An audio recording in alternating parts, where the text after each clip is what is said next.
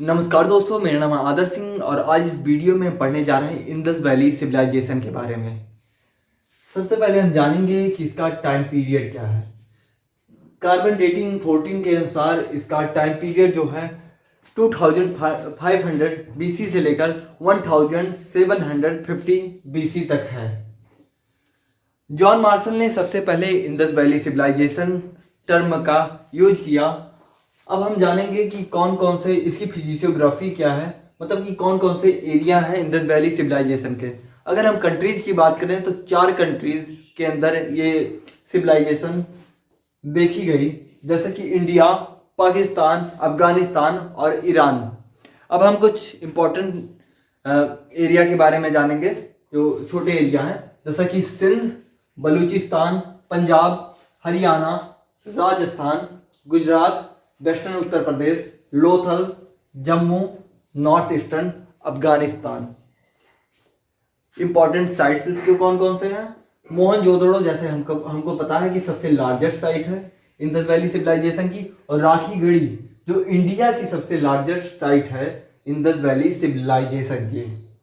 Western most site की अगर हम बात करें तो सुतका गेंडोर जो है पाक ईरान बॉर्डर पे वेस्टर्न मोस्ट साइट है।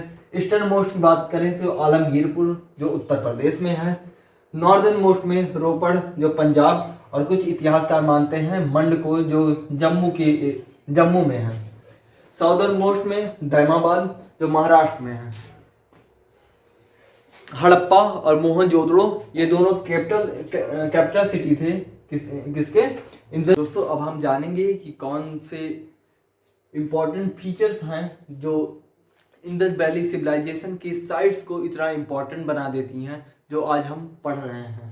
सबसे पहला है सिस्टमेटिक टाउन प्लानिंग। मतलब कि टाउन प्लानिंग इस तरह हुआ था ग्रिड सिस्टम में, जैसे कि आज के आधुनिक जो शहर हैं, मॉडर्न जो टाउन्स हैं, वो इसी तरह से मेन फ्रेम किए जाते हैं। मतलब कि जो रोड्स होते हैं एक दूसरे को राइट एंगल पे कट करते हैं, जिसको कहते हैं हम ग्रिड सिस्टम। दूसरा फैक्ट जो है वो है आग में पके हुए ईंटों का इस्तेमाल कंस्ट्रक्शन में। इससे क्या होता था, बिल्डिंग्स काफ़ी दिन तक चलती थी, मजबूत भी रहती थी। आज जैसे सिटाडल्स के या फिर कुछ ऐसे टाउन्स के रिमेन्स जो हैं इंडस वैली सिविलाइजेशन के, हमें खड़े के खड़े मिलते हैं जो इतने पुराने हो गए। क्यों? क्योंकि वहाँ पर पके हुए ईंटों का, बर्न्ड ब्रिक्स का इस्तेमाल किया गया था। तीसरा इंपॉर्टेंट चीज है जो मोस्टली धौलावीरा में पाया गया, अंडरग्राउंड ड्रेनेज सिस्टम।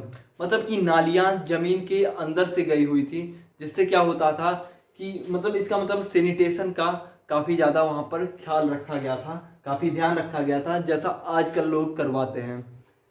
चौथी इंपॉर्टेंट चीज़ है वो है बिग वाटर रिजर्वर, जो कहाँ पर पाया गया? धौलावीरा, गुजरात में। मतलब कि वाटर हार्वेस्टिंग का एक सोर्स हम मान सकते हैं कि उस टाइम पे लोग इतने अवेयर थे वाटर को हार्वेस्ट करने में, इसलिए उन्होंने बड़े बड़े टैंक्स बनवा दिए, टैंक्स टाइप के रिजर्वर वाटर के बनवा दिए, जिसमें रेंस के दौरान पानी उसमें कलेक्ट हो जाता था और बाद में उसका लोग इस्तेमाल करते थे। पांचवा जो फैक्ट है वो है सिटाडल और लोअर टाउन। सिटाडल माना जाता है मोस्टली मर्चेंट लोग के लिए होता था, जो रिच लोग होते थे, और लोअर टाउन जो होता था आर्टिसंस या फिर लो ग्रेड के जो वर्कर्स हुआ करते थे, उनके लिए ये टाउन था। कौन सा? Lower town. छठवां इंपॉर्टेंट फैक्ट है वो है ग्रेट बाथ, जो मोहनजोदड़ो में पाया गया। ये कुछ फीचर्स थे इसके मेजर सिटीज के। अब हम जानेंगे कि इंडस वैली सिविलाइजेशन का लैंग्वेज कौन सा था, स्क्रिप्ट कौन सा था। सबसे पहले हम आपको बता दें कि इंडस वैली सिविलाइजेशन या फिर हड़प्पा, मोहनजोदड़ो में जो स्क्रिप्ट पाए गए वो आज तक पढ़े नहीं गए हैं। अगर हम उसको पढ़ लें तो शायद हमें बहुत इंपॉर्टेंट इंफॉर्मेशन मिल जाए इंडस वैली सिविलाइजेशन के बारे में। ये पिक्टोग्राफिक स्क्रिप्ट्स हैं। पिक्टोग्राफिक मतलब इस तरह से लिखे गए हैं स्क्रिप्ट जिसमें पिक्चर्स बने हुए हैं, लेकिन जैसा हमने बताया अभी तक ये पढ़े नहीं गए हैं। इसके स्क्रिप्ट्स में पिक्चर बनाए गए हैं। राइट टू लेफ्ट जो इसका लिखने का स्टाइल है वो राइट टू लेफ्ट है फर्स्ट लाइन में, लेकिन सेकंड लाइन में ये लेफ्ट टू राइट हो जाता है और जिगजैग मोशन में लिखा गया है इसके स्क्रिप्ट। ये थी इसके बारे में। अब हम जानेंगे ट्रेड और कॉमर्स के बारे में जो इंडस वैली सिविलाइजेशन में एग्जिस्ट करती थी। पहला एविडेंस जो है extensive regional and the foreign trade, मतलब कि ट्रेड वहाँ भी दो तरह से होते थे। एक तो रीजनल होते थे, मतलब इंडस वैली के जो साइड्स थे एक दूसरे से, और दूसरा जो ट्रेड होता था वो फॉरेन ट्रेड, मतलब कि उस टाइम पे कंटेम्प्रेरी जो सिविलाइजेशन थी जैसे सुमेरियन हो गया, इजिप्ट हो गया, मेसोपोटामियन हो गया, चाइनीज हो गया, उनके साथ ट्रेड। फॉरेन ट्रेड मेसोपोटामिया के साथ जैसे हमने बताया। अब हम बात करेंगे कि इंडस वैली सिविलाइजेशन के लोग क्या क्या ट्रेड में एक्सपोर्ट करते थे, क्या क्या भेजते थे दूसरे देश को। वो है एग्री प्रोडक्ट हो गया, कॉटन गुड्स हो गया, टेराकोटा पिग्राइन हो गया, पॉटरीज हो गई, आइवोरी प्रोडक्ट्स हो गए, कॉपर हो गए इत्यादि।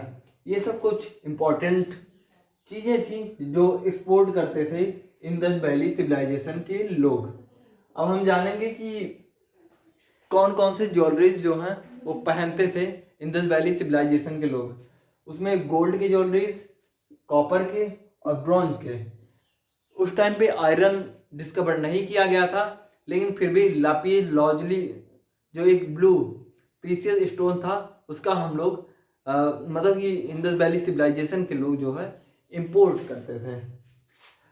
मेसोपोटामिया में दो जगह हैं, एक का नाम सुर, एक का नाम है एक का नाम सुरा, एक का नाम है उर। वहाँ पर हमें हड़प्पा सील्स मिलते हैं जिससे हमें ये पता चलता है कि मेसोपोटामिया के साथ इंडस वैली सिविलाइजेशन का ट्रेड होता था।